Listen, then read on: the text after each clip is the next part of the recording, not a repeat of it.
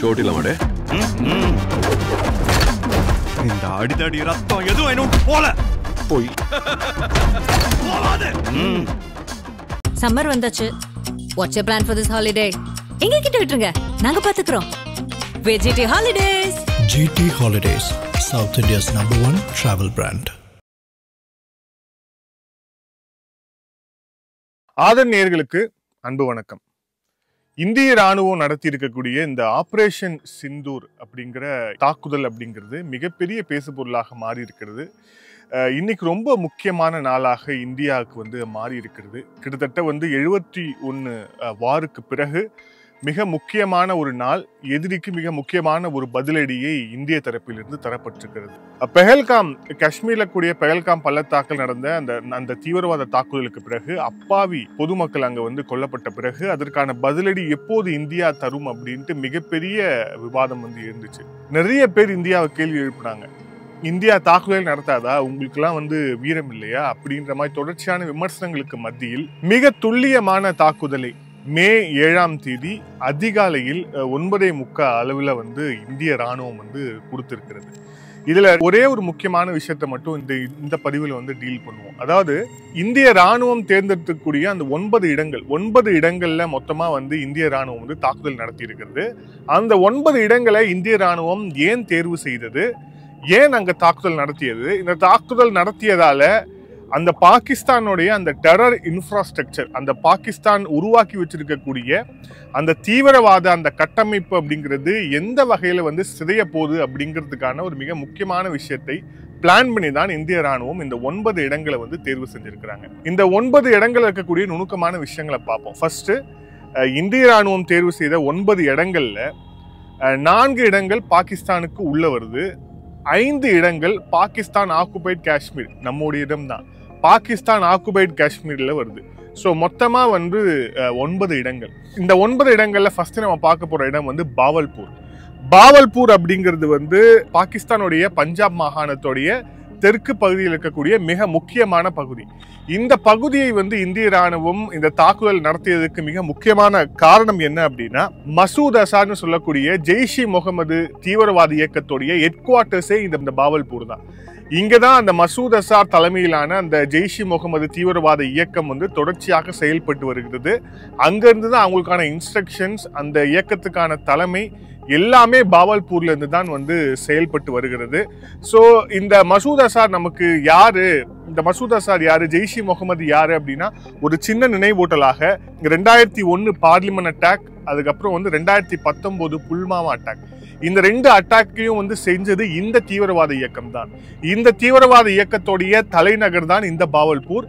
இந்த பாவல்பூர் தான் இப்ப இந்த ஆபரேஷன் சிந்தூர்ல குறிவைக்கப்பட்டிருக்கக்கூடிய முதல் பகுதி. இது பாகிஸ்தானுக்கு உள்ள இருக்கு. மிக முக்கியமாக பாகிஸ்தானுடைய முக்கிய மாகாணமான பஞ்சாப் ப்ராவின்ஸுக்கு உட்பட்ட பகுதியாக இந்த பாவல்பூர் இருக்கிறது. அங்கதான் இந்த தாக்குதலும் நடந்திருக்கிறது. இதுல 2வது இடம் பார்த்தோம் அப்படின்னா முத்திகைன்னு சொல்லப்படக்கூடிய இடம். இந்த இடத்த அவங்க தேர்வு செஞ்சதுக்கான மிக முக்கியமான காரணம் என்ன அப்படின்னா, லஷ்கர் இ தொய்பா உடைய முக்கியமான பேஸ் இதுதான். லஷ்கர் இ தொய்பா அப்படிங்கிற அந்த தீவிரவாத இயக்கம் அது ஹஃபீஸ் சையத் தலைமையிலான இருக்கக்கூடிய ஒரு தீவிரவாத இயக்கம்.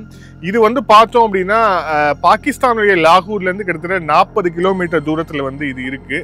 இங்க எப்படி அப்படின்னா, கிட்டத்தட்ட ஒரு 200 கிலோமீட்டருக்கு ஒரு பெரிய ஒரு காரிடார் மாதிரி கட்டி அங்க இந்த தீவிரவாதிகளுக்கு அவர்களுக்கு தேவையான ஐடியாலஜிக்கல் ட்ரைனிங், அவர்களுக்கு தேவையான ஆயுதம் பயிற்சி உள்ளிட்ட பல்வேறு விஷயங்கள்ல ஏதோ ஒரு பெரிய யூனிவர்சிட்டி மாதிரி, அதாவது டெரரிஸ்ட்டை உருவாக்கக்கூடிய ஒரு யூனிவர்சிட்டி மாதிரி அவங்க வச்சிருந்திருக்காங்க. ஸோ அந்த இடத்துல இந்திய ராணுவம் தாக்குதல் நடத்தி இருக்கிறது. இது லஷ்கர் இ தொய்பா இயக்கத்தை குறிவைத்து நடத்தப்பட்ட தாக்குதலா இருக்கு. லஷ்கர் இ தொய்பானா யாரு, நம்ம சின்ன ஒரு ரீகேப் பண்ணோம் அப்படின்னா, 2008 மும்பை அட்டாக், அதாவது நம்ம வர்த்தக தலைநகர் நடந்த மிக மிக மோசமான ஒரு தாக்குதல், தாஜ் ஹோட்டல் நடந்த தாக்குதல், அஜ்மல் கசாப் உள்ளிட்ட தீவிரவாதிகளால் நடத்தப்பட்ட தாக்குதல். அந்த தாக்குதலை செய்தது இந்த லஷ்கர் இ தொய்பா இயக்கம். அந்த இயக்கத்துடைய முக்கியமான பேஸ் தான் இது. ஸோ இந்த இடத்த இந்திய ராணுவம் துல்லியமாக தாக்குதல் நடத்தி இருக்கிறது. இதுல 3வது இடம் பார்த்தோம் அப்படின்னா கோட்லி. இந்த இடம் அப்படிங்கிறது பாகிஸ்தான் ஆக்குபைட் காஷ்மீருக்கு உட்பட்ட பகுதியாக வந்து இருக்கிறது. இந்த பகுதியில் நடக்கக்கூடிய ரொம்ப முக்கியமான விஷயம் என்னன்னா, இந்த பகுதியில தான் இந்த சூசைட் பாம்பர்ஸை வந்து, அதாவது இந்தியாவுக்கு எதிராக தாக்குதல் நடத்த வேண்டும் அப்படிங்கிற அந்த ஒரு நோக்கத்தோடு தற்கொலைப்படை தீவிரவாதிகளை வந்து அவர்களுக்கான பயிற்சியை கொடுக்கக்கூடிய இடம் வந்து இந்த கோட்லா அப்படிங்கிற இந்த பகுதி தான். இந்த பகுதியையும் வந்து இந்திய ராணுவம் வந்து மிக துல்லியமாக தாக்கி இருக்கிறது. இந்த தாக்குதல தான் கிட்டத்தட்ட 50க்கும் மேற்பட்ட ட்ரைனீஸ், அதாவது தீவிரவாத பயிற்சியில் இருந்தவர்கள் கொல்லப்பட்டதாக ஒரு வெரிஃபைட் சோர்ஸ்ல இருந்து வரக்கூடிய தகவல்கள் தெரிவிக்கின்றன. இதுல அடுத்த பகுதின்னு பார்த்தோம் அப்படின்னா குல்பூர். இந்த பகுதி அப்படிங்கிறது வந்து நம்மளுடைய பூஞ்ச் அப்புறம் ரஜோரி இந்த மாவட்டங்கள்ல வந்து தொடர்ச்சியான தீவிரவாத தாக்குதல் நடத்த வேண்டும் அப்படிங்கிற அந்த ஒரு முழு நோக்கத்தோடு அங்க வந்து தீவிரவாதிகளை அனுப்ப வேண்டும் அப்படிங்கிற அந்த இதுக்காக வந்து பயிற்சி கொடுக்கக்கூடிய இடம் தான் இந்த குல்பூர். இந்த குல்பூர் அப்படிங்கிறது அதான் லான்ச் பேட். இது வந்து இங்க இருந்து தான் வந்து தீவிரவாதிகள், பயங்கரவாதிகள் காஷ்மீருடைய இந்த பூஞ்ச் உள்ளிட்ட இந்த 2 மாவட்டங்களுக்கு வந்து அனுப்பப்படுகிறார்கள், தயார் செய்யப்படுகிறார்கள். அது வந்து அவங்களுக்கான ஒரு பேஸாக இருக்கிறது. அந்த பேஸ்லயும் இந்த தாக்குதல் இந்திய ராணுவம் நடத்தி இருக்கிறது, இந்த ஆபரேஷன் சிந்தூருக்கு உட்பட்டு. அடுத்த இடம் பார்த்தோம் அப்படின்னா வந்து செவ்வாய் அப்படிங்கிற அந்த இடம் பார்த்தோம் அப்படின்னா வந்து நார்தன் காஷ்மீர்ல நடக்கக்கூடிய எல்லா அட்டகாசத்துக்கும் பயங்கரவாதத்துக்கும் மிக முக்கியமான ஒரு லான்ச்சிங் பேடாக, அந்த திட்டமிடல் நடக்கக்கூடிய ஒரு இடமாக இது இருக்கிறது.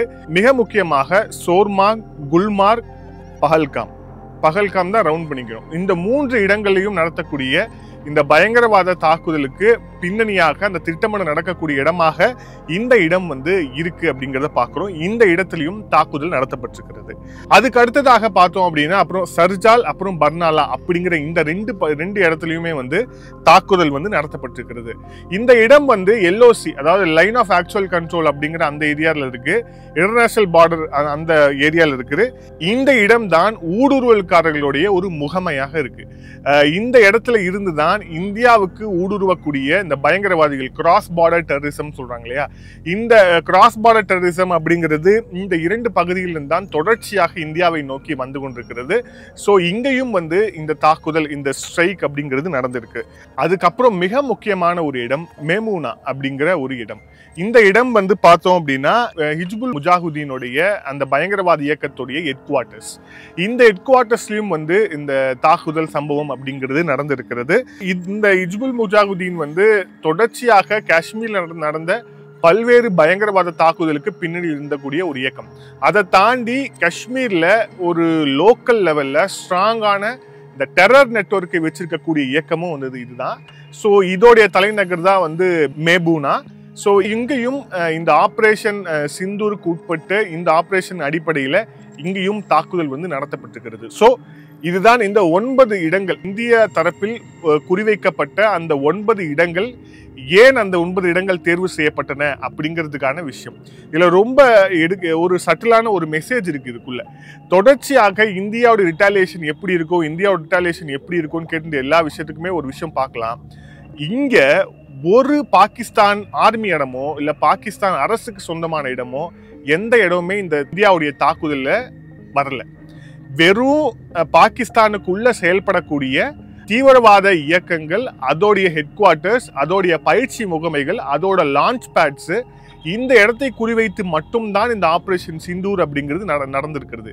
இதனால என்ன ஆகும், நாளைக்கு பாகிஸ்தான் போய் இந்தியா எங்களை தாக்கிடுச்சு, இந்தியா வந்து எங்களுடைய அரசு கன்னடத்தை தாக்கிடுச்சு, எங்களுடைய ஆர்மியை தாக்கிடுச்சு அப்படிங்கிற எந்த ஒரு கிளைமையுமே பாகிஸ்தான் செய்ய முடியாத ஒரு மாஸ்டர் ஸ்ட்ரோக்கை இந்தியா இந்த இடத்துல வந்து செஞ்சிருக்கு. இன்னும் பல்வேறு அப்டேட்ஸ் வந்து காத்துக்கிட்டு இருக்கு. தொடர்ந்து இணைந்திருங்கள் ஆதன் செய்திகளோடு.